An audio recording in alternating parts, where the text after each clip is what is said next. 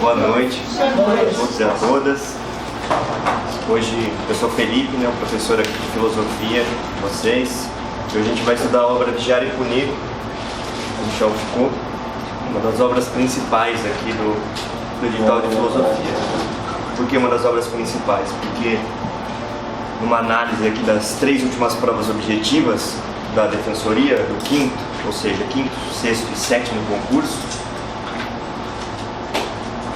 o examinador ele cobrou pelo menos 2 questões do Foucault. O examinador, que é o Márcio Alves da Fonseca, ele é um dos maiores especialistas no Brasil sobre Foucault. Tem algumas obras, sendo que uma delas é Michel Foucault e o Direito. O examinador passado da filosofia. Se vocês tiverem curiosidade de ler, tiverem tempo, é interessante o livro, mas não é essencial, claro, para fazer a prova. Mas o essencial é ler o Vigiar e Punir. Eu vou tentar aqui, com a minha aula, funcionar como se fosse um roteiro, de estudos para vocês, pensando questões que já foram abordadas, tanto na prova objetiva quanto na prova subjetiva, escrita. Lembrando que filosofia cai nas 3 fases: objetiva, subjetiva e oral. E por isso é importante o estudo dessa matéria. Uma breve introdução aqui sobre o Vigiar e Punir. O título é Vigiar e Punir, História, Nascimento da Prisão. É uma das obras mais famosas estudadas de Michel Foucault. Ela foi publicada em 1975. E se trata de um exame dos mecanismos sociais e teóricos que motivaram as grandes mudanças que se produziram nos sistemas penais ocidentais, durante a era do absolutismo até a era moderna. Dedicada à análise dos mecanismos de vigilância e punição, que se encontram em várias entidades estatais e privadas, como hospitais, prisões, escolas. O Foucault tem um trabalho muito interessante com a loucura e tal. Ele passa um pouquinho nesse livro, mas não é o foco. Pelo menos do edital aqui, vou seguir o nosso estudo baseado no edital. Ele é dividido em 4 partes, o Vigiar e Punir, que ele não chama de capítulo, chama de partes mesmo: suplício, punição, disciplina e prisão. Os 3 primeiros nós vamos estudar aqui. O último, que é prisão, como eu não vi tanta relação e não tiveram questões que foram tiradas exatamente desse ponto da obra, eu não vou estudar com vocês. Depois eu posso até disponibilizar alguma coisa e tal, enfim, mas nesse curso eu não vou, nessas aulas que eu vou dar hoje e depois na quinta-feira, eu não vou entrar nessa última parte da prisão. Importante dizer que esse livro, Vigiar e Punir, é baseado em documentos históricos franceses, tá? Mas isso não quer dizer que ele não é relevante para o estudo da nossa sociedade contemporânea ocidental. Porque essa obra teve uma repercussão muito grande quando ela foi publicada na década de 70 e teve uma influência grande em intelectuais, políticos, ativistas sociais e artistas. Tá? A primeira parte, que é o suplício, ela se refere a alguns pontos do edital, não vou dizer aqui quais, depois eu vou dizendo. A segunda parte, que é a punição, também tem correlação com alguns itens do edital. E a terceira parte, que é chamada disciplina, é a mais importante, é que tem mais pontos do edital e é onde tem um conteúdo que a gente vai abordar mais detalhadamente. A gente vai passar agora para a primeira parte, que chama suplício. Ele se refere aos pontos 5.2, que é Michel Foucault e o problema de historicidade do direito, 5.2.1, o modelo do poder soberano e as penas físicas. O examinador não usa o título suplício aqui, mas o modelo do poder soberano e penas físicas é exatamente essa parte do texto. Tá? Essa parte ela é dividida em 2 capítulos. O primeiro chama o Corpo dos Condenados e o segundo chama Ostentação dos Suplícios. Vamos estudar as duas, tá? Capítulo 1, o Corpo dos Condenados. Foucault inicia o livro expondo o contraste entre 2 formas de punição. Inicialmente, ele descreve o suplício público, violento e sanguinário de Roberto François Demens. Exemplo famoso que ele começa o livro, Demens, que era um camponês francês acusado de atentar contra a vida do rei da França, Luís XV, no final do século XVIII, mais precisamente em 1757. E é tido pelos historiadores, esse suplício público do Damiens, como a última pessoa a ser executada na França, de acordo com os métodos que incluíam a tortura e esquartejamento. Logo em seguida desse exemplo do Damiens, o Foucault já expõe um programa pontual diário previsto para os internos de uma prisão parisiense do século XIX. Ele faz isso justamente para contrastar um modelo com o outro, que seria esse modelo do suplício com o modelo da punição, pena a ser cumprida nas casas de detenção. Estes exemplos contrastam as vastas mudanças que se deram em menos de um século nos sistemas penais ocidentais. Como eu disse, embora ele tenha se baseado em documentos franceses, isso é relevante e vocês vão ver com o texto que tem a influência muito grande, inclusive no sistema punitivo brasileiro, nosso hoje. Mas não só nosso, em toda a Europa, enfim, Estados Unidos. É bem interessante mesmo, mas lembrando que é um texto de 1975, embora muito atual, e que trata não estamos falando aqui do sistema de encarceramento na Índia, na China, ou mesmo em Cuba. A gente está lidando aqui com a cultura ocidental europeia, do qual a gente tem muita influência. O autor nos impulsiona a perquirir sobre quais seriam os motivos das transformações tão radicais que culminaram no desaparecimento do suplício. Isso é, do sistema punitivo que tinha o corpo como objeto principal da repressão penal. Em algumas dezenas de anos, diz o autor, desapareceu o corpo supliciado, esquartejado, amputado, marcado simbolicamente no rosto ou no ombro, dado como espetáculo. A resposta é procurada em um exame da tortura pública em si. Sustenta Foucault que esse tipo de espetáculo, o suplício, constituía um tipo de teatro em praça pública que correspondia a diversas funções e efeitos, desejados e indesejados na sociedade. A execução pública é vista então como uma fornalha em que se acende a violência. Por isso tem-se como necessária a supressão desse espetáculo punitivo, que adquiriu um cunho negativo, sendo abolido na França por completo na metade do século XIX, 1848. A punição vai se tornando, pois, a parte mais velada do processo penal, provocando várias consequências.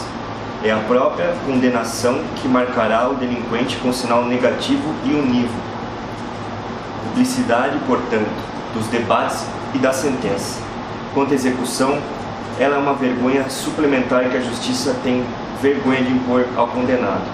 O essencial é procurar corrigir, reeducar, curar. Isso da passagem do suplício para as penas, vamos dizer assim, indolores. Em resumo, o desaparecimento dos suplícios implica na eliminação do espetáculo punitivo. Quando ele dá o exemplo do Damiens, por exemplo, o interessante, se vocês puderem ler o livro, é que daí, né, com toda uma riqueza de detalhes, ele explica como foi esse suplício em praça pública, né, a condenação a qual sofreu Damiens.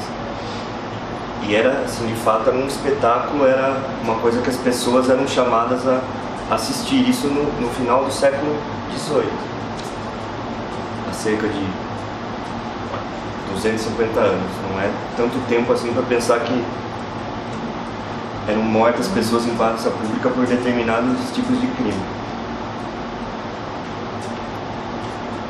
Em resumo, o desaparecimento dos suplícios implica na eliminação do espetáculo punitivo e o fim do domínio sobre o corpo do condenado.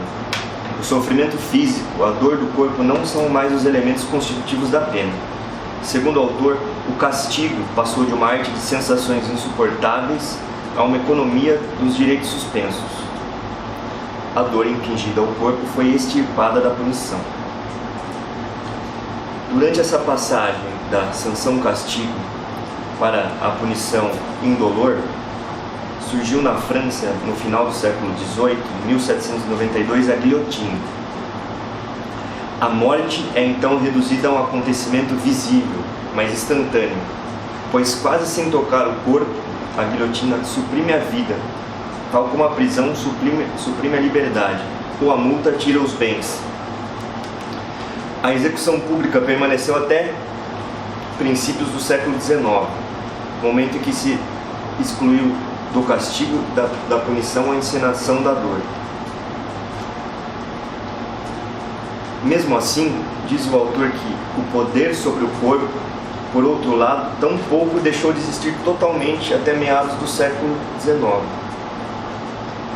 Sem dúvida, a pena não mais se centralizava no suplício como técnica de sofrimento. Tomou como objeto a perda de um bem ou de um direito. O que Foucault quer dizer com isso? O desaparecimento do suplício não foi de repente, foi um acontecimento gradual, mas que não chegou a um final. E aqui eu vou dizer como ele acha que, inclusive hoje, a gente tem traços de suplício nas penas. Hoje, em 1975, mas eu acho que é bem presente isso hoje também. Permanece, por conseguinte, um fundo supliciante nos modernos mecanismos da justiça criminal. Fundo que não está inteiramente sob controle, mas envolvido cada vez mais amplamente por uma penalidade do incorporal. Um traço do suplício ainda hoje seria essa privação sexual do que os presos têm. É um castigo, vamos dizer assim, que vai além da pena dele. Está escrito que ele não pode se relacionar sexualmente com uma pessoa. Claro, é possível que, eu trabalho na área criminal, é possível se receber visitas íntimas e tudo mais, mas isso tem que ter uma autorização do diretor do estabelecimento prisional. Sim. Tem que ter um consentimento, vamos dizer assim, do réu que está preso. Ele indica quem pode visitar, mas é por escrito, sim, tem toda uma rotina administrativa. Dessa forma, a punição deveria atingir mais a alma do condenado do que seu corpo. Um dos efeitos dessa mudança na sistemática punitiva é a substituição dos objetos do crime. Houve a modificação da qualidade, da natureza, da substância do elemento punível, ou seja, além de punir outros tipos de crime, nessa passagem do suplício para outro tipo de punição, além de punir outros tipos de crime, começou-se a punir condutas com o intuito de moldar o comportamento dos condenados, inserindo no âmbito do direito penal técnicas de avaliação do tipo de personalidade e conduta do indivíduo. Segundo Foucault, faz 150 ou 200 anos que a Europa implantou seus novos sistemas de penalidade. E desde então, os juízes, pouco a pouco, mas por um processo que remonta bem longe no tempo, começaram a julgar coisas diferentes dos crimes, mas a alma dos condenados, dos criminosos. Eu já vou explicar o que seria essa alma. E com isso, começaram a fazer algo diferente do que julgar o juiz. Ou, para ser mais exato, no próprio cerne da modalidade judicial de julgamento, outros tipos de avaliação se introduziram discretamente.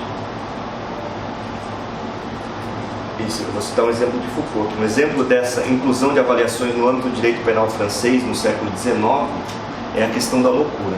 E até hoje a gente tem isso no nosso direito penal brasileiro. A possibilidade de invocar a loucura excluía, pois, a qualificação do ato como crime.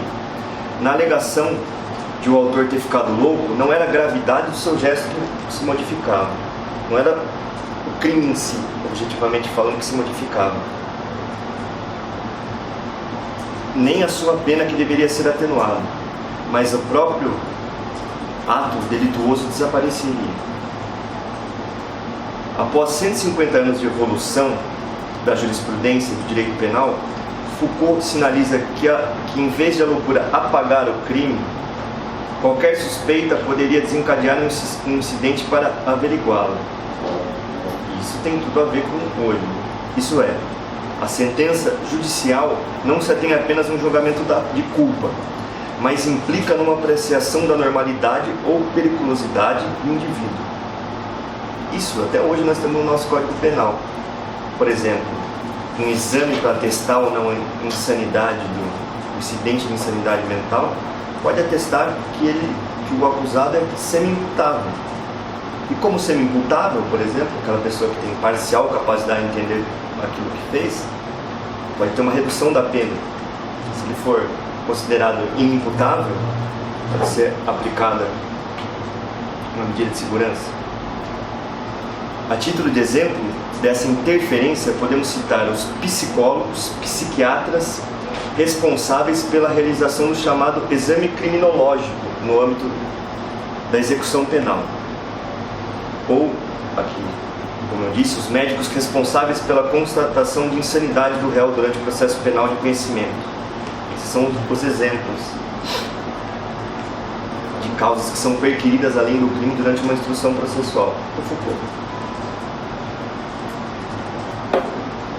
Resumindo, desde que funcionava o novo sistema penal, o definido pelos grandes códigos dos séculos XVIII e XIX, um processo global levou os juízes a julgar coisa bem diversa do que crimes. Foram levados em suas sentenças a fazer coisa diferente de julgar. E o poder de julgar foi, em parte, transferido a instâncias que não são as dos juízes da infração.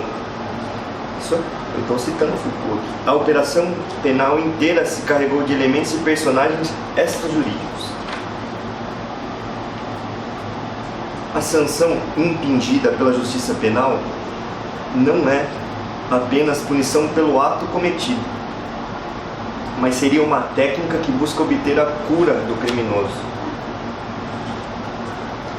Ao traçar como objetivo do livro a história correlativa da alma moderna e de um novo poder de julgar, Foucault abandona a ilusão de que a penalidade é, antes de tudo, se não exclusivamente, uma maneira de reprimir os delitos, tomando os sistemas punitivos concretos como fenômenos sociais que não podem ser explicados apenas pelo ordenamento jurídico vigente.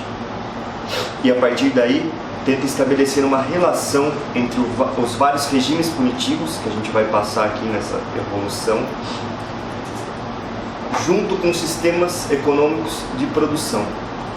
Ou seja, ele relaciona, a gente vai ver isso mais para frente, a evolução de uma punição corpórea, como no suplício, uma punição de detenção, como nas prisões atuais, correspondendo isso com o contexto histórico-econômico que a população passava, ou seja, com a ascensão de classes sociais como uma classe burguesa. Tudo isso, isso se inicia, essa transformação, essa passagem do sistema punitivo por outro, se inicia justamente na época da Revolução Francesa. Mas isso mais para frente ele concatena melhor essa relação. Citando o autor, assim, numa economia servil, teriam como papel trazer mão de obra suplementar e constituir uma escravidão civil, a punição. Com o feudalismo, assistiríamos a um brusco crescimento dos castigos corporais, sendo o corpo, na maior parte dos casos, o único bem acessível. A casa de correção, o trabalho obrigatório, a manufatura penal apareceriam com o desenvolvimento da economia de comércio. Mas como o sistema penal industrial exigia um mercado de mão de obra livre, a parte do trabalho obrigatório diminuiria no século XIX nos mecanismos de punição e seria substituída por uma detenção com fim corretivo. Em outras palavras, em nossa sociedade, os sistemas punitivos devem ser recolocados em uma certa economia política do corpo, posto que as relações de poder tem alcance imediato sobre ele. Sendo assim, este investimento político do corpo está ligado, segundo relações complexas e recíprocas, à sua utilização econômica.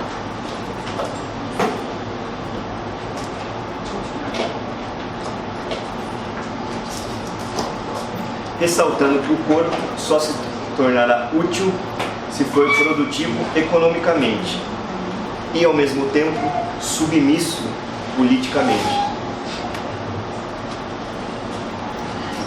Voltando a gente estava no ponto em que estava dizendo que os sistemas punitivos eles têm que ser colocados, compreendidos junto com o contexto, vamos dizer assim, econômico, político-econômico, histórico-político-econômico em que ele está dado, né? E voltando ao ponto aqui da aula, surge então pela primeira vez no texto a denominada tecnologia política do corpo. Pôs esse termo para referir-se nada mais do que uma forma do saber, do conhecimento do corpo, uma estratégia utilizada pelos meios de poder para torná-lo, o corpo, né, o cidadão, a pessoa, cada vez mais dócil, dominado. E quanto mais submisso for, mais útil será a sua força de trabalho, isso é, maior será a sua utilidade.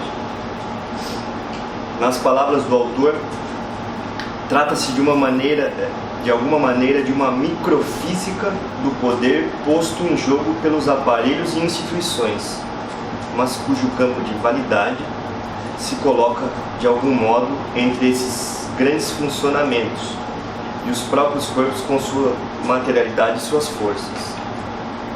Assim, a passagem das técnicas punitivas do suplício, do castigo corpóreo, para um sistema de penalização da alma incorpórea do criminoso é mais um sintoma da anatomia política, do desenvolvimento econômico, do que propriamente uma consequência de uma evolução humanista das teorias jurídico-penais. O que ele quer dizer com isso? Que essa reforma, essa passagem dessas penas cruéis, que eram os suplícios, para penas menos cruéis, que seria a detenção, não se deu exclusivamente por uma questão humanista, assim, por conta, vamos dizer assim, dos direitos humanos dessas pessoas que eram condenadas, mas sim pela necessidade econômica de você treinar de maneira diferente as pessoas. Mais pra frente isso eu acho que vai ficar um pouco mais claro. E daí, no final desse primeiro capítulo, Foucault explica o que seria essa alma que a penalização tenta, esse sistema de penalização novo tenta atingir. Essa alma que se refere Foucault não é a mesma representada pela teologia cristã. Esta alma real e incorpórea não é absolutamente substância, é um elemento onde se articulam um certo tipo de poder e a referência de um saber. A engrenagem pela qual as relações de poder dão lugar a um saber possível, e o saber reconduz e reforça os efeitos do poder. É por meio dela, dessa alma, que se exerce o poder sobre o corpo. A alma, efeito e instrumento de uma anatomia política, alma, prisão do corpo. Vou passar aqui para o segundo capítulo. Vocês têm alguma dúvida? Por enquanto não. Vocês estão entendendo tudo? Ou não estão?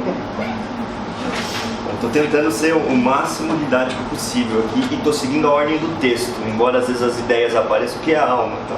Mas eu estou seguindo a linha do texto aqui, no momento em que ele vai expondo os conceitos e tal. Como se ele tivesse, como eu disse, como se estivesse guiando a leitura do Foucault. Agora vamos para o capítulo 2, né, dessa primeira parte do suplício, que chama Ostentação dos Suplícios. No período em que vigia o suplício, no antigo regime, as penas físicas variavam conforme a natureza dos crimes e o status dos condenados. Olha que interessante. Vale dizer que os suplícios não constituíam as penas mais frequentes, sendo a maior parte das condenações banimento ou multa, penas não corporais, mas que eram acompanhados a título acessório das penas que comportavam uma dimensão de suplício, como a exposição, a roda, coleira de ferro, açoite, etc. E aqui Foucault define o que é suplício. Nas palavras de Foucault, cuida-se de uma pena corporal dolorosa, mais ou menos atroz, mais ou menos cruel.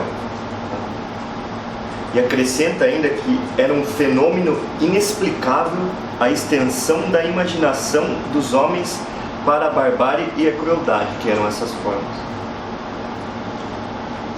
Todavia, o suplício nada mais é que uma técnica punitiva e não deve ser equiparado a algo selvagem, nem aos extremos de uma raiva sem lei.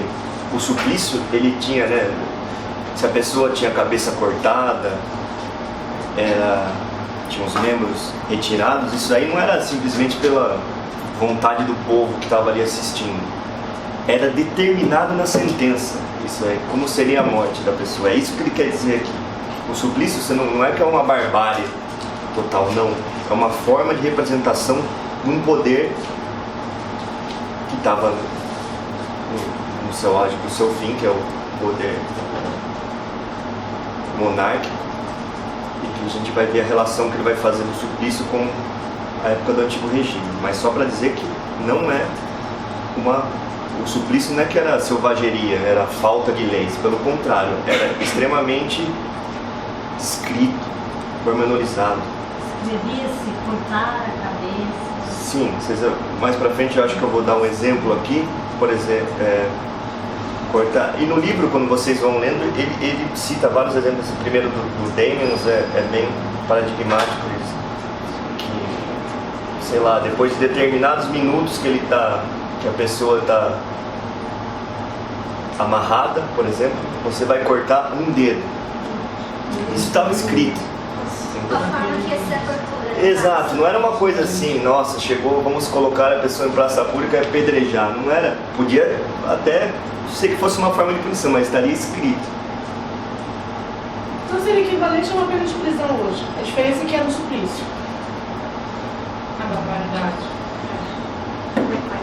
Como função, sim, talvez, né? Com as suas devidas proporções, certo? Porque o suplício, e a gente vai entrar aqui, eu ainda não cheguei nesse ponto, era o que é a manifestação do poder soberano, do rei. Então o rei é aquela pessoa, aquela figura que em cada crime cometido ele é lesado. Então esse ritual do suplício ele fazia, eu vou passar isso para frente aqui, mas era um ritual de restabelecimento do poder, dizendo: quem manda aqui sou eu, o rei. Qualquer tipo de crime você viola a minha majestade. Então era uma forma de você explicitar isso pelos suplícios, que eram nesses espetáculos públicos. Tá? Nas suas devidas proporções, é como se fosse a prisão hoje. Porque naquele momento do desenvolvimento capitalista, ainda, como houve uma expansão demográfica muito grande, as pessoas não tinham, a mão de obra, a força de trabalho não tinha o mesmo valor que ela tem hoje. E é isso que ele relaciona depois. Mas a gente vai... A resposta é mais simples. Você perguntou as suas devidas proporções, é exatamente isso. Tá? O suplício nada mais é que uma técnica punitiva e não deve ser equiparada a algo selvagem. Por isso, o suplício repousa na arte quantitativa do sofrimento e faz correlacionar o tipo de ferimento físico, a qualidade, a intensidade, o tempo dos sofrimentos com a gravidade do crime, a pessoa do criminoso, dependendo do estado social também ela tinha um tipo de punição, e o nível social de suas vítimas. Em linhas gerais, o suplício não corresponde a qualquer punição corporal, é uma produção diferenciada de sofrimentos, um ritual organizado para a marcação das vítimas e a manifestação do poder que pune. Não é absolutamente a exasperação de uma justiça que, esquecendo seus princípios, perdesse todo o controle, nos excessos do suplício se investe toda a economia do poder, que é mais ou menos o que eu falei para vocês. É no excesso do suplício que o rei afirma sua autoridade, naquele momento, o soberano. O corpo supliciado se insere, em primeiro lugar, no cerimonial judiciário que deve trazer à luz a verdade do crime. E aqui eu vou explicar como funcionava esse suplício. Na maior parte dos países daquela época, todo o processo criminal, até a sentença, permanecia secreto. Não só para o público, mas também para o condenado, o próprio acusado. A forma secreta e escrita do processo confere com o princípio de que, em matéria criminal, o estabelecimento da verdade era para o soberano e seus juízes um direito absoluto e um poder exclusivo. Era direito do rei e dos seus juízes, que eram os seus braços, estabelecer e conhecer a verdade. Não era do acusado. Também, as provas possuíam uma hierarquia e diversas exigências formais, além de possuírem valores distintos conforme o status da pessoa que prestava o depoimento. Era o chamado sistema das provas legais, que obedecia a regras que só especialistas podiam conhecer, a fim de reforçar o princípio do segredo e ser um meio de controle interno do poder absoluto e exclusivo do saber pelo soberano. Por que ele fala isso? Porque o rei, como detentor do direito absoluto da verdade, era também a única pessoa, figura que podia conhecer a verdade, o saber.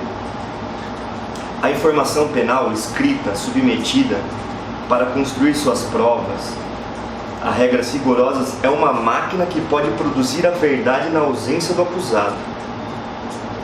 E por essa mesma razão, esse procedimento vai necessariamente tender à confissão. As peças, as provas todas eram polidas e no final vinha a confissão. A confissão espontânea do criminoso é peça complementar de uma informação escrita e secreta, desempenhando o papel da verdade viva. Não basta apenas a confissão para sacramentar a condenação do criminoso. Pela confissão, o acusado se compromete em relação ao processo. Ele assina a verdade da informação.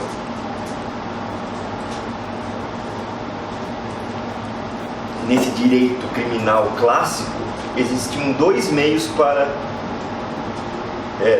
eram utilizados para se obter a confissão. Aí que vem o juramento, que se exigia do acusado no interrogatório, e a tortura. Durante o interrogatório, o acusado era submetido a procedimentos bem definidos e regulamentados pela codificação penal vigente.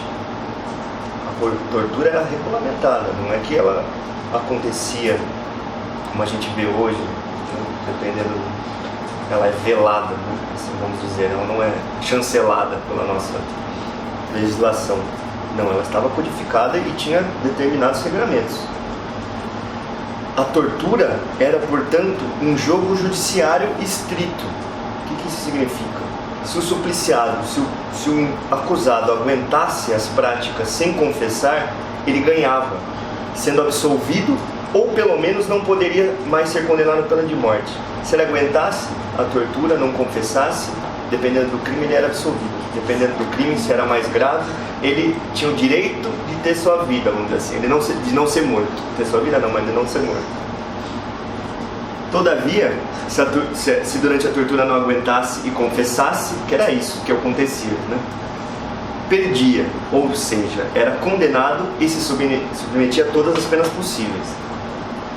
De acordo com Foucault, a investigação da verdade pelo suplício do interrogatório é realmente uma maneira de fazer aparecer um indício, o mais grave de todos, a confissão do culpado. Mas é também, e tem esse lado, a batalha entre, o poder real e o indivíduo. Mas também a batalha é a vitória de um adversário sobre o outro que produz totalmente a verdade. A tortura, no geral, acontecia da pessoa confessar, porque ela não aguentava. Mas se ela aguentasse, ou é porque ela era forte, mais pra frente vocês vão ver, ou é... Ele disse que não se podia, não existia, eu até anotei aqui depois da... Esse negócio das orvalhas, né, pegar um tipo de usar como chama aquela parte que eles falam de provas,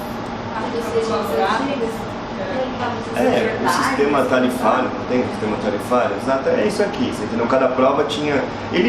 É que eu não trouxe essa minúcia aqui do texto, mas se vocês lerem e falar, tal prova valia um indício, 2 provas indiciárias valiam uma prova plena, uma prova, entendeu? Tinha prova plena, semiplena, tinha toda essa engenharia, vamos dizer assim.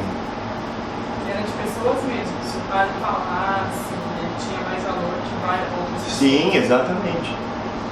Se um nobre... Tipo, nem acontece isso hoje, né?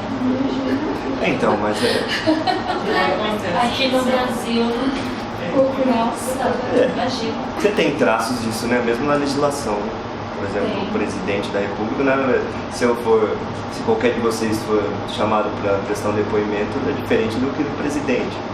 Claro, é importante que o presidente tenha alguma... Né, no penal, tá, né? O réu falando uma coisa e 2 policiais falando outra. Exatamente.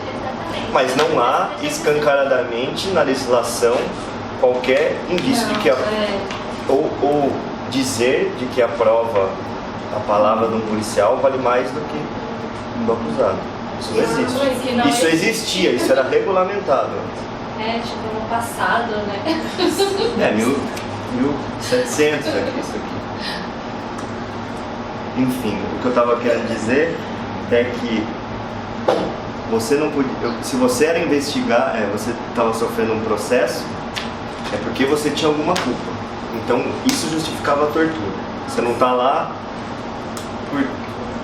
porque... Ninguém é preso inocente. Exatamente. Eu até anotei aqui, é isso que eu ia falar, como se fosse um princípio. Ele não fala isso, Foucault, da culpabilidade, ou seja, quem está sendo acusado já tem alguma culpa.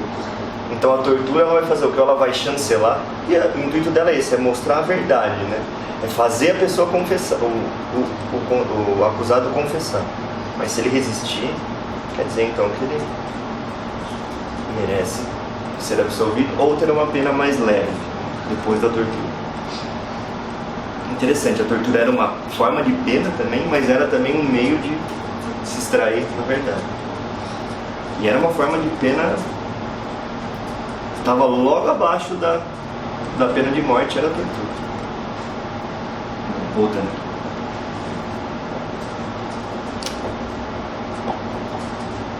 De acordo com o autor, a investigação da verdade pelo suplício do interrogatório é realmente uma maneira de fazer aparecer um indício, o mais grave de todos, a confissão do culpado. Mas é também a batalha, é a vitória do adversário sobre o outro que produz ritualmente a verdade.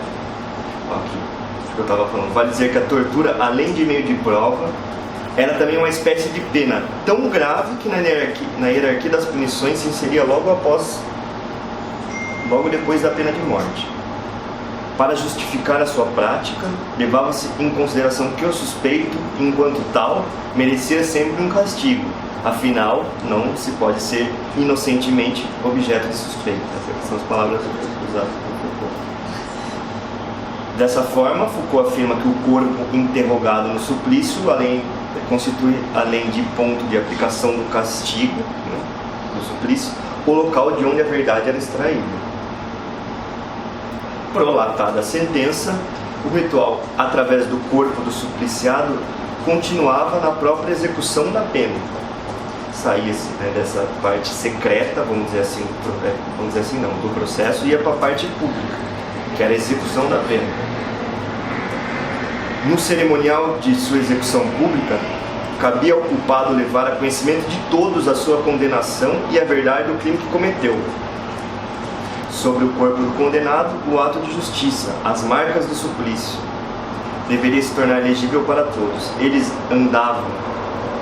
Era, segundo Foucault, era uma questão às vezes de horas entre a sentença e a sua condenação, e a sua execução. Isso tem uma implicação aqui, mas eu não vou adiantar. E às vezes saindo do local que ele era condenado até a praça onde ele seria executado, ele às vezes andava carregando uma placa dizendo o que ele fez, ou às vezes um instrumento do crime, as pessoas xingavam ele. É essa publicidade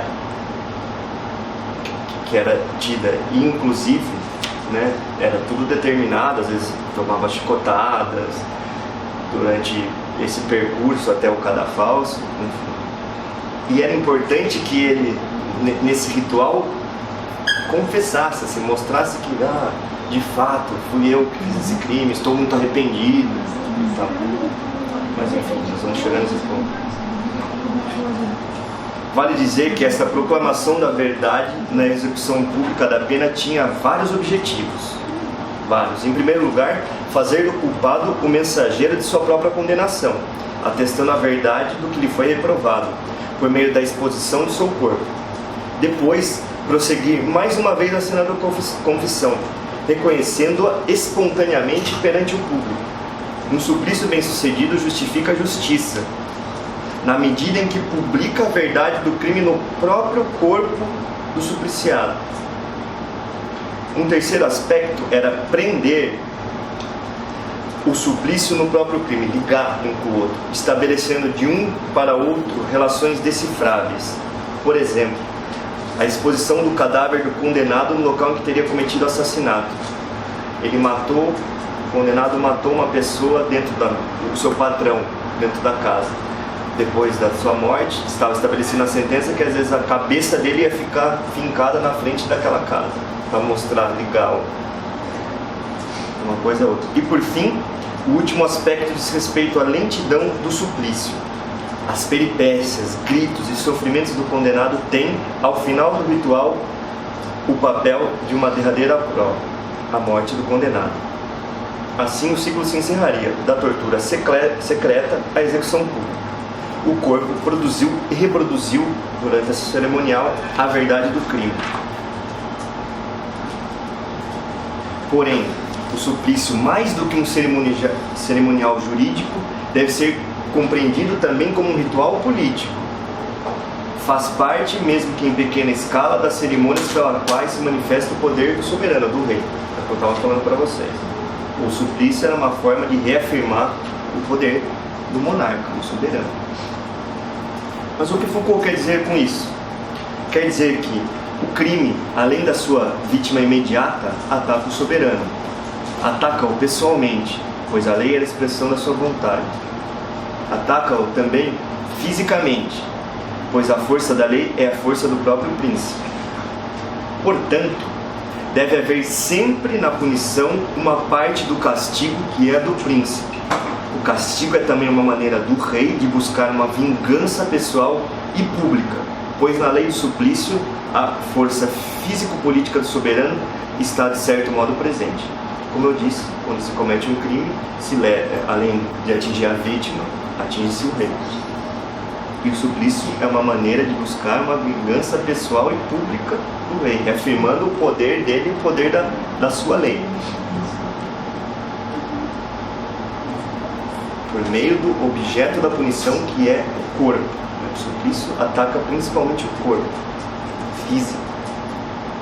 O suplício tem assim uma função jurídico-política. É um ritual para reconstruir a soberania real lesada pelo crime praticado, pois atacando a lei, o infrator lesava a própria pessoa do príncipe. Sua finalidade é menos de estabelecer um equilíbrio de forças que simbolizar a dissimetria entre o súdito, que ousou violar a lei, e o soberano, todo-poderoso, que faz valer sua força. Em poucas palavras, a cerimônia punitiva representa a própria força física do soberano que se abate sobre o corpo do seu adversário, no caso, o condenado, e o domina, aniquilando-o.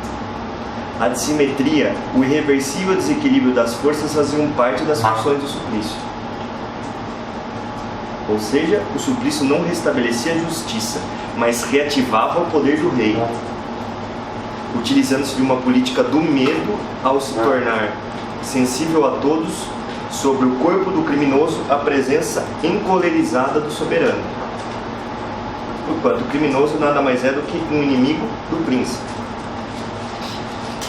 Desse espetáculo atroz que era o suplício, podemos perceber que a justiça do rei se mostrava como uma justiça armada, cercada de um aparato militar. Sentinelas, policiais, soldados estavam de prontidão para reprimir qualquer movimento de simpatia para salvar o condenado, ou de indignação para matá-lo imediatamente, sem obedecer ao cerimonial punitivo. É claro que quando ia se executar a pena, ia matar, né, a pessoa, era importante que toda a população visse todo esse ritual, essa cerimônia punitiva, mas acontecia das pessoas acabarem ficando às vezes do lado dessa pessoa que foi condenada, às vezes não com dó, né, mas se colocou no lugar dele, porque às vezes é um condenado de uma classe social mais baixa e essa pessoa se vê naquele lugar ali, podendo ter cometido esse mesmo crime e ter essa pena que era muitas vezes desproporcional. Mas também muitos crimes que eram às vezes escandalosos, as pessoas queriam elas mesmas matarem os condenados, e isso o rei não podia permitir também, porque o suplício tinha todo um ritual e todo um procedimento descrito numa sentença condenatória, né? Não era uma selvageria, como já disse.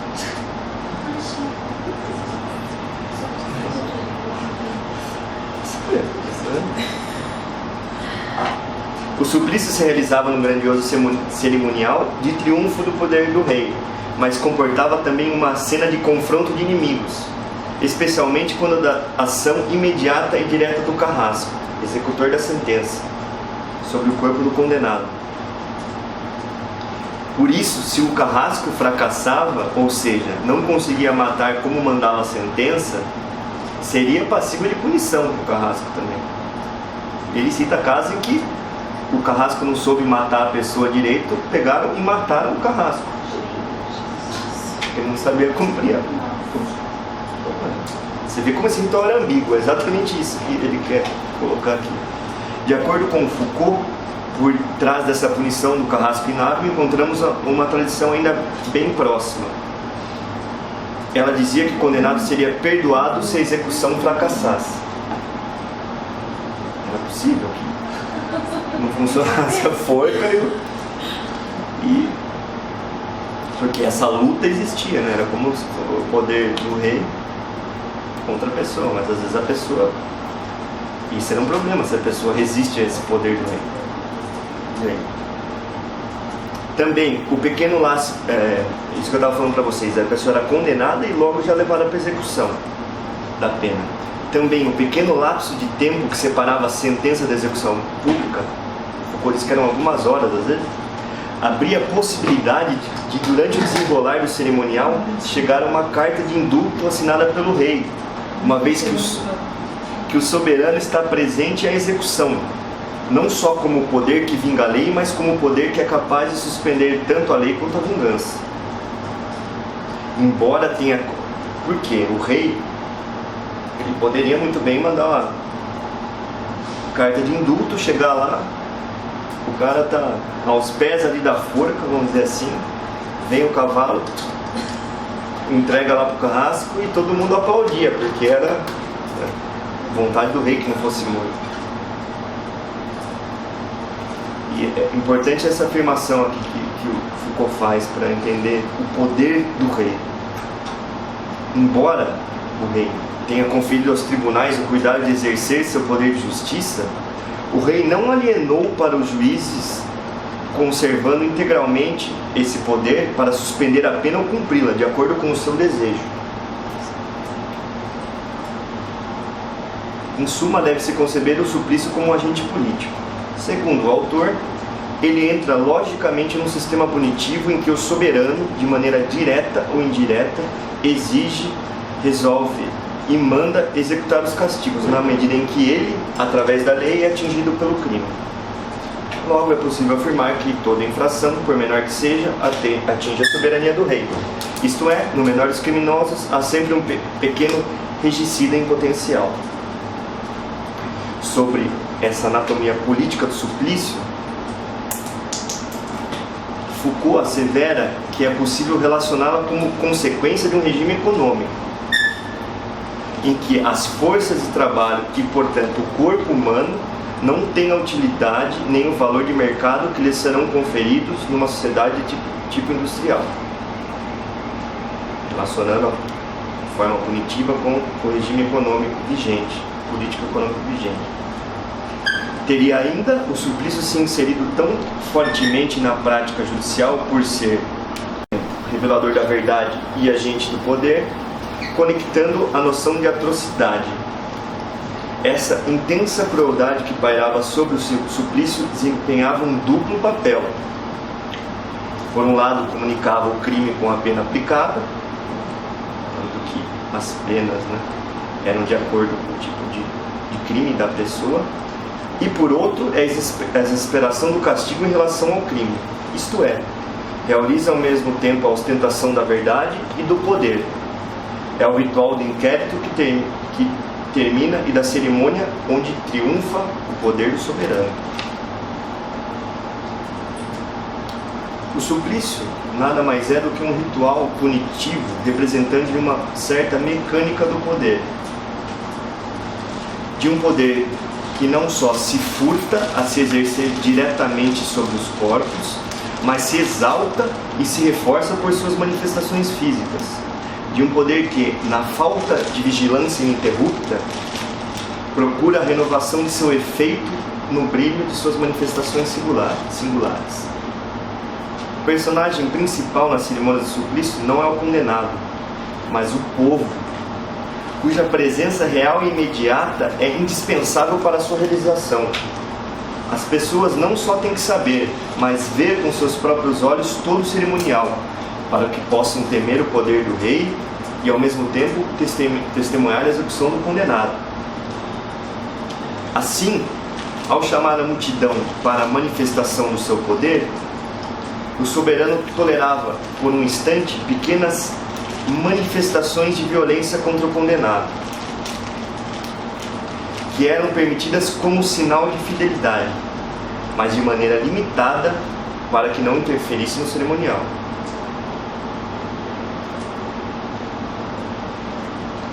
Todo o povo, atraído a um espetáculo feito para aterrorizá-lo, acabava também manifestando sua recusa ao poder punitivo e às vezes sua revolta contra a condenação. Se a multidão se comprime em torno do cadafalso, não é simplesmente para assistir o sofrimento do condenado ou excitar a raiva do carrasco. É também para ouvir aquele que não tem mais nada a perder maldizer os juízes, as leis, o poder, a religião. Ou seja, havia nessas execuções todo um aspecto carnavalesco, em que os papéis eram invertidos, os poderes eram ridicularizados e os criminosos transformados em heróis. Ou seja, às vezes, como sua última manifestação, imagina, a pessoa está ali na beira da morte, só falta um empurrão ali do carrasco para que a forca para cair ali na forca. Nesse momento, eles falavam todo tipo do que vinha à cabeça, todo tipo de coisas. E isso, às vezes falavam, enfim, falavam o que eles quisessem. Imagina, as últimas palavras suas antes de você morrer.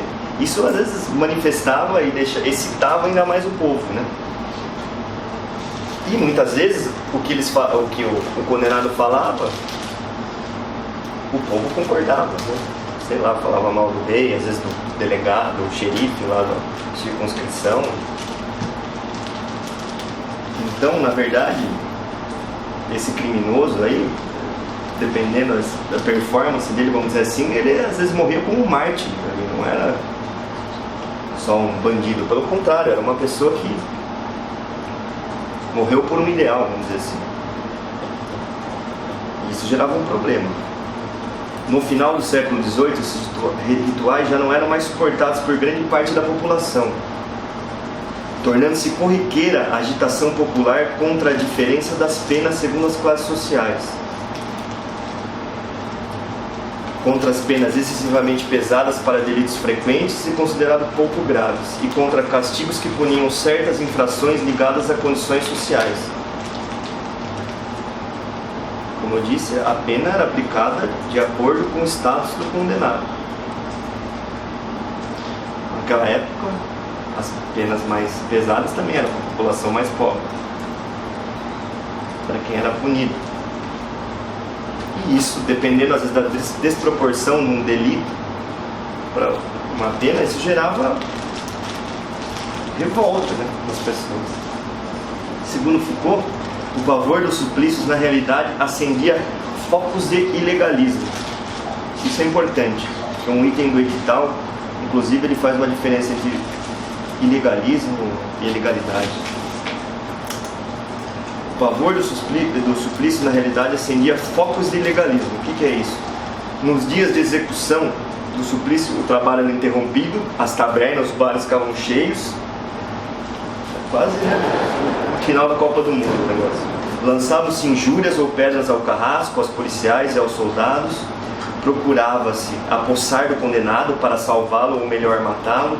Brigava-se e os ladrões não tinham melhor ocasião que o aperto e a curiosidade em torno do cadafalso. Imagina todo mundo junto, toda a polícia ali tentando conter aquela massa, os lugares ficavam desvigiados, vamos dizer assim, né? Foucault cita um exemplo, salvo engano, de que no próprio local onde estava hospedado ali, onde estava, né, alocado o chefe da polícia local, foi furtar, entrou uma pessoa e furtou tudo. Isso era tolerado, era interessante. Brigava-se e os ladrões não tinham ocasião melhor que o aperto e a curiosidade em torno do cadafalso, mas principalmente, e é aí que esses inconvenientes se tornavam um perigo político, em nenhuma outra ocasião o povo se sentia mais próximo dos que sofriam a pena.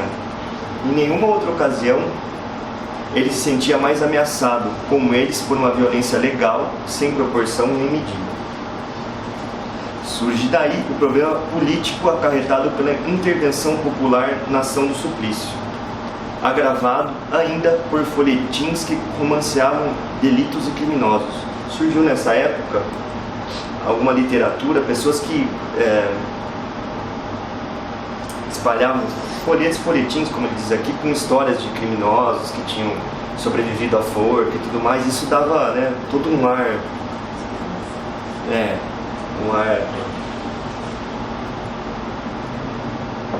E nesse período a única defesa deles seria aguentar esse suplício.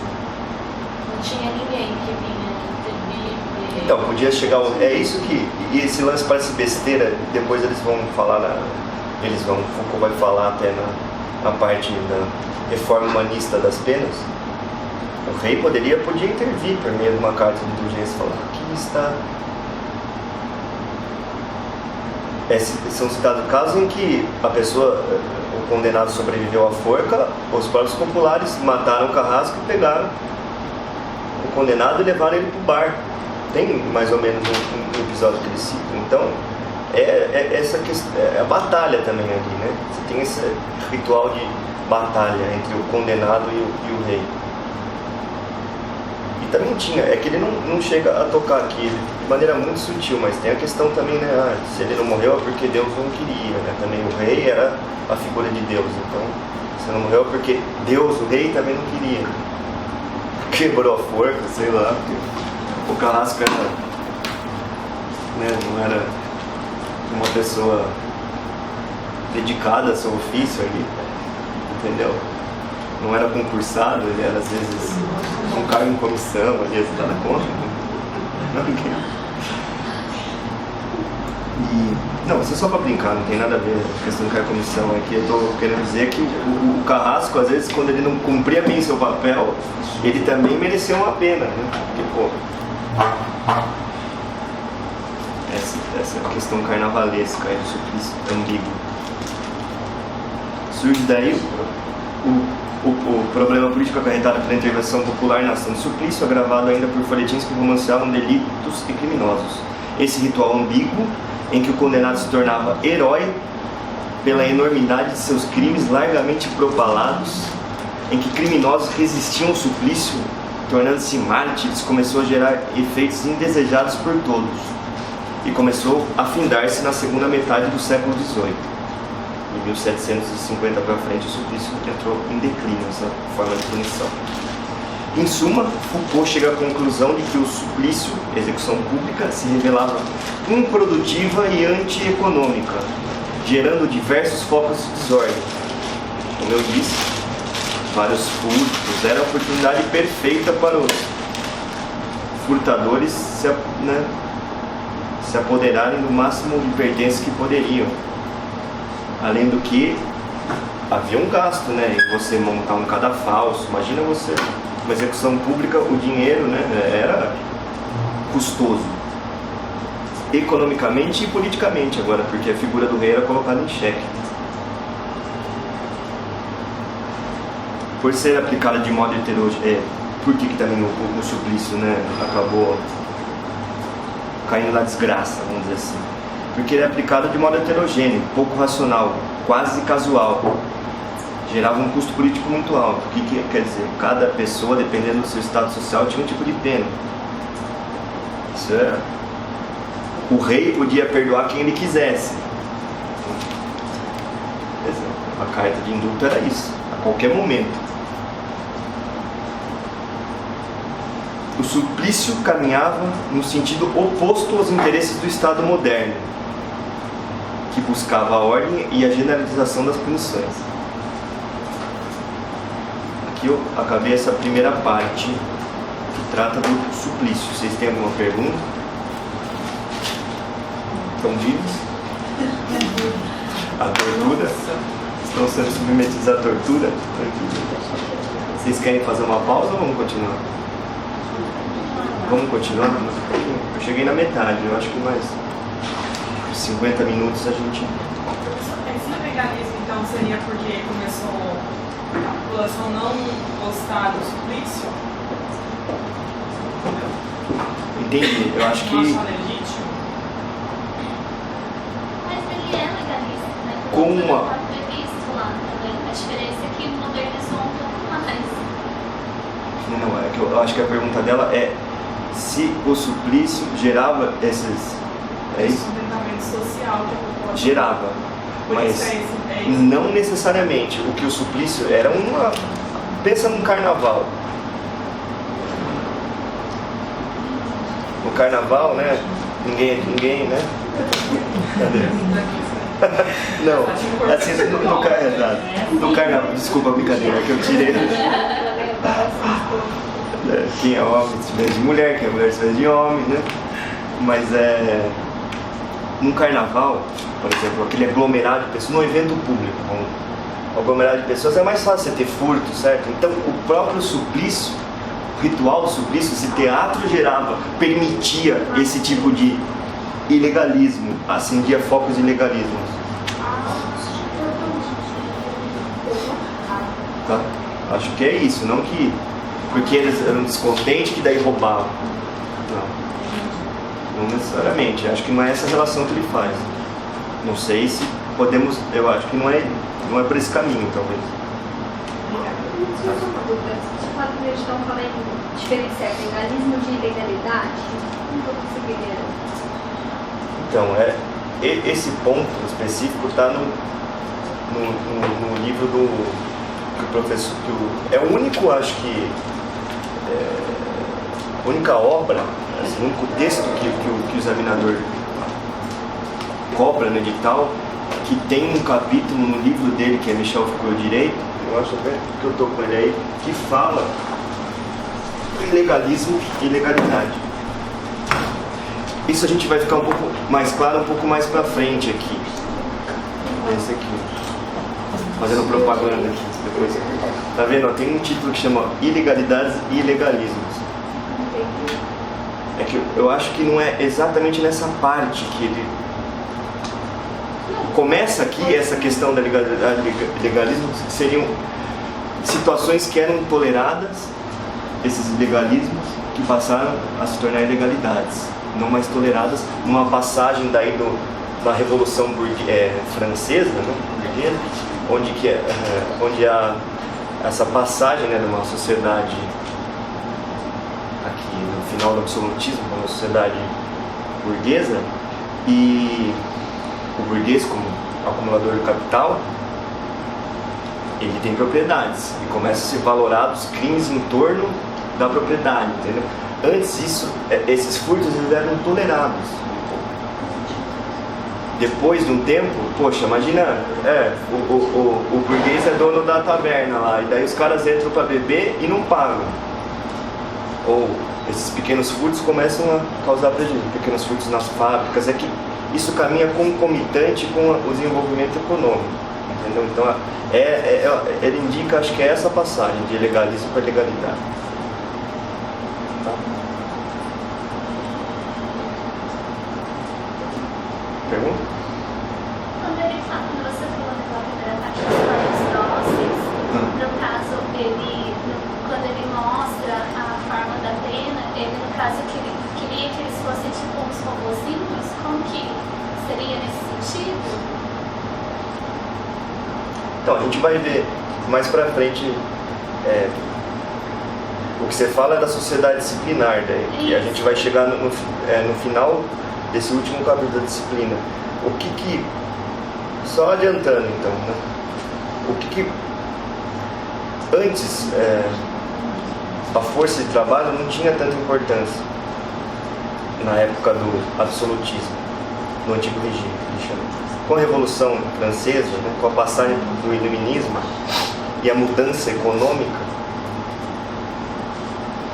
você não pode mais, não é interessante você matar uma pessoa, é interessante o quê? Você treiná-la para que ela aprenda a fazer o ofício direitinho. Então, uma das formas de punição, que daí de relação de poder, que eles chamam, que depois vira uma forma de punição, que é da prisão, é você, por meio do mecanismo, tornar essa pessoa o mais dócil possível, o mais dominada possível e o mais útil economicamente. É esse o binômio, é esse o ponto que você... Mais pra frente acho que vai ficar mais claro, não sei se eu consegui ser claro pelas informações que eu trouxe até agora, tá? Esse tolerar que você disse, os pequenos furtos eram tolerados e à medida que a acumulação de riqueza é que foi não mais tolerado. Você muda, né, um valor. Exato. Já nesse momento. Então, é uma passagem, né? Não é...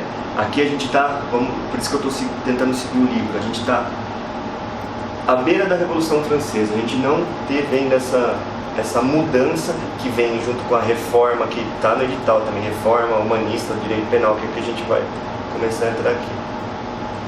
No bojo dessa reforma, no momento em que os iluministas, né, aparecem, há essa mudança, né, de se punir. Exato. Tá? Mas a gente vai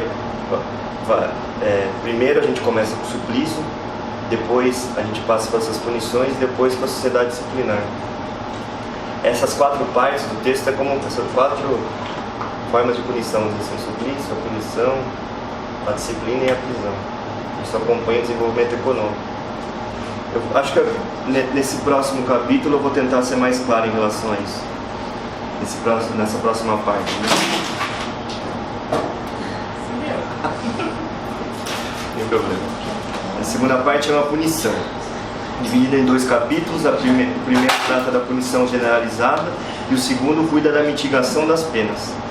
Ele abrange 2 pontos do edital, aqui, o 5.2, que é Michel Foucault e o problema da historicidade do direito, e o 5.2.2, a reforma humanista do direito penal e a generalização das penas, e o 5.2.3, ilegalidade e legalismos do edital. Vamos lá, capítulo 1, parte 2, punição generalizada. Os protestos contra o suplício se disseminavam por todos os lados no final do século XVIII, tornando-os rapidamente toleráveis. É preciso que a justiça criminal puna ao invés de se vingar. Acompanhando a transição do Estado monarquista, absolutismo, para o novo regime iluminista, a passagem do suplício-castigo para a prisão-pena não foi de imediato, ainda que relativamente rápido.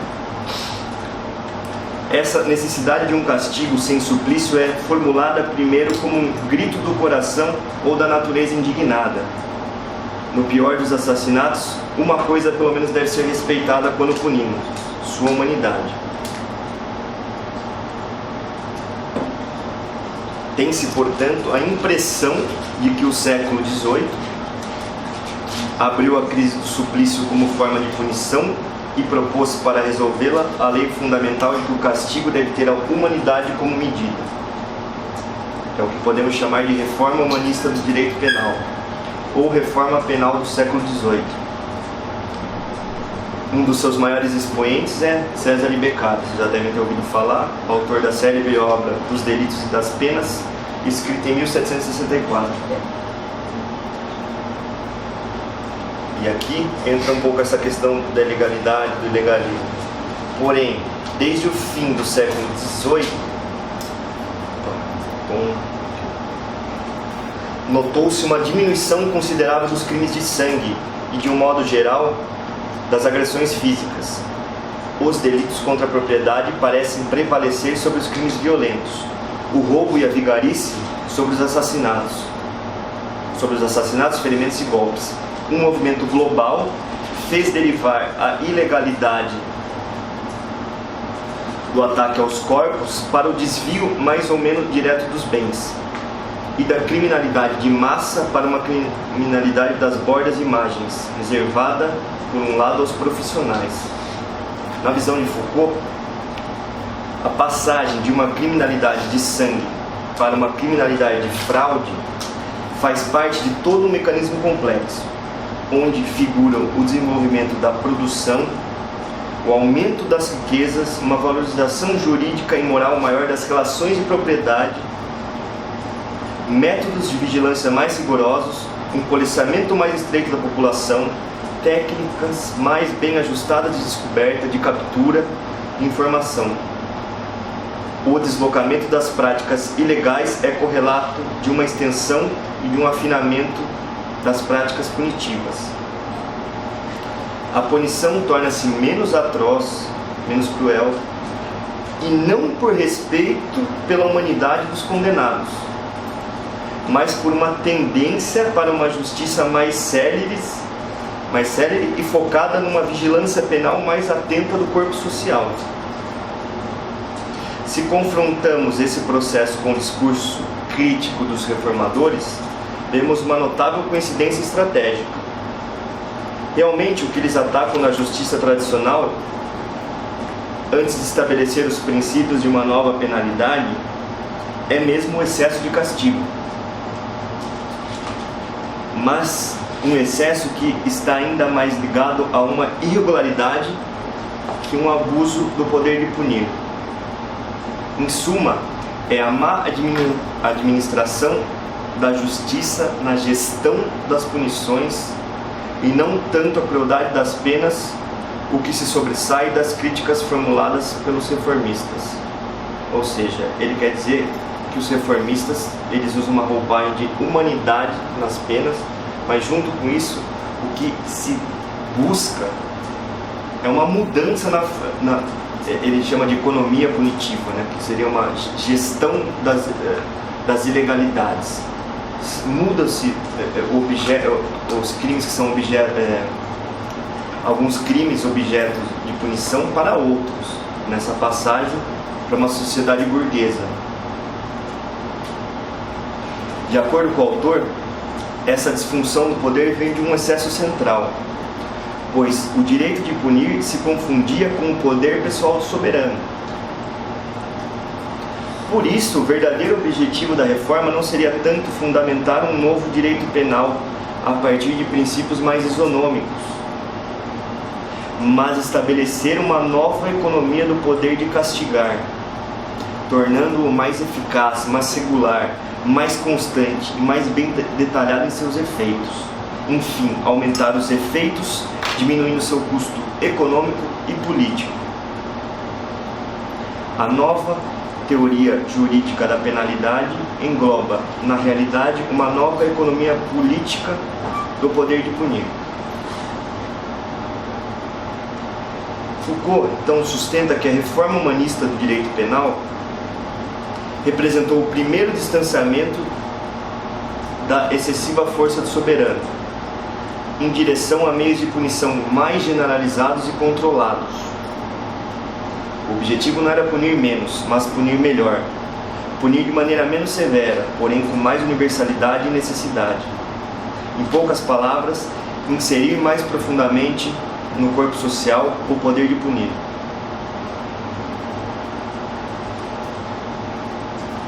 A conjuntura que viu nascer a reforma não é, portanto, de um sentimento de humanização do direito penal, mas da necessidade de uma nova política em relação às ilegalidades. No antigo regime, as diferentes camadas sociais tinham cada uma a sua margem de ilegalidade tolerável.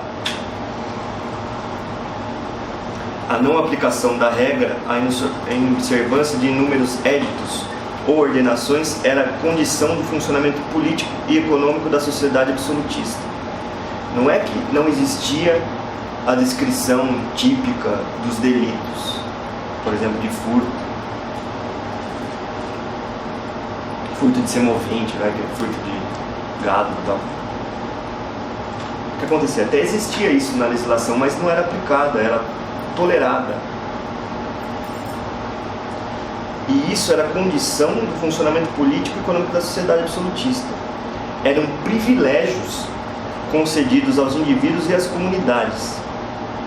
As camadas mais desfavorecidas da população não tinham privilégios, em princípio, mas gozavam, no que lhes permitiam as leis e os costumes, de margens de tolerância, conquistada pela força ou pela obstinação.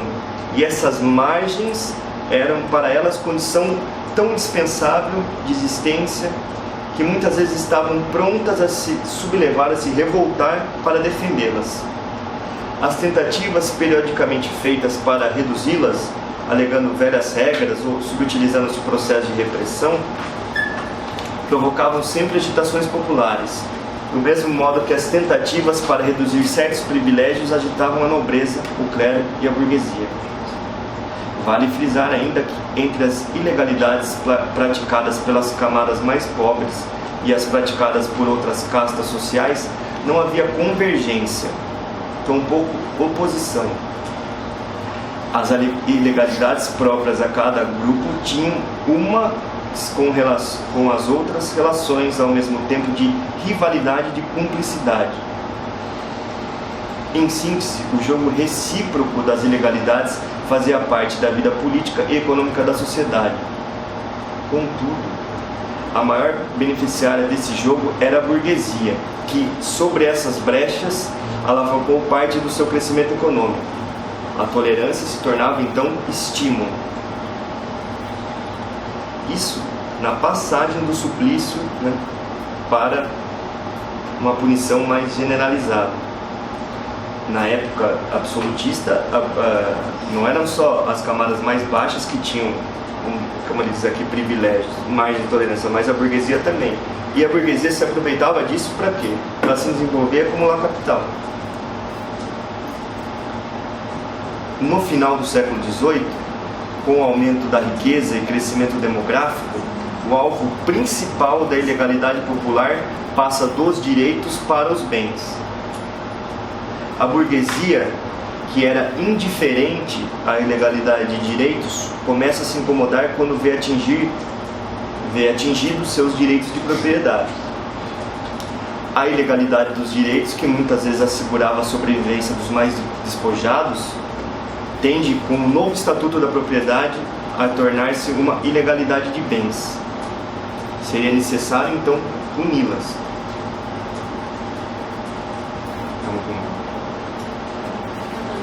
Quer trocar? Quer trocar já? Pode trocar.